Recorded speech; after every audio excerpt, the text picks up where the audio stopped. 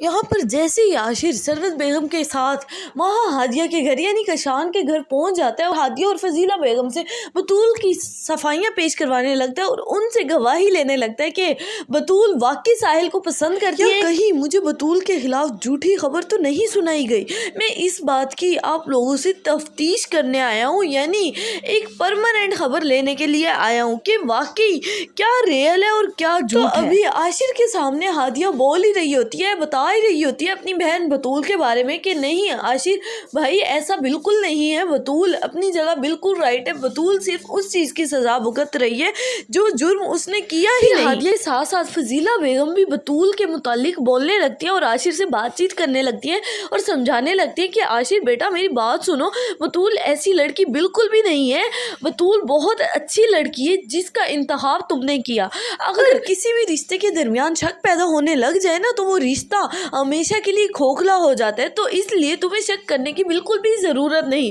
क्योंकि अगर तुमने बतूल को खो दिया तो तुम्हें बतूल जैसी लड़की फिर दोबारा ज़िंदगी में कभी नहीं मिल पाएगी और ये हमेशा के लिए पछतावा रह जाएगा तुम्हारे लिए। तो जैसे ही सरवत बेगम फजीला बेगम की ये बात सुनते ही घर पहुँचती हैं तो आशिर से गुस्सा होने लगती है और आशिर को समझाने लगती है और कहने लगती है कि आशिर बेटा तुम्हारा क्या ख्याल है, मैंने तुम्हारी ज़िंदगी में उस लड़की का इंतखाब किया होगा कि जिसके पहले ही बहुत से चर्चे लग चुके होंगे, ऐसा बिल्कुल नहीं है, मैंने सिर्फ तुम्हारे लिए बेहतर ही नहीं सोचा बेहतरीन सोचा है। अब तुम्हें इसका अंदाज़ा अच्छे से हो ही गया होगा फजीला बेगम की बात सुनते ही, क्योंकि बतूल ऐसी लड़की कभी भी नहीं हो सकती, मैं उसे अच्छे से जानती हूँ और मेरा बतूल का पुराना रिलेशन रह चुका है, मैं बतूल को सोच समझ कर इस घर में बहू बना के लाई थी, अगर बतूल ऐसी वैसी लड़की मुझे दिखाई देती तो मैं कभी भी उसे अपने घर में लाने का बहू बनाने का कभी भी नहीं सोचती। इस बारे में आपका क्या ख्याल है कि आशिर अपनी वालदा की बातों को अहमियत देकर अपना घर बतूल के साथ बचा पाएगा या कशान की बातों को तरजीह देकर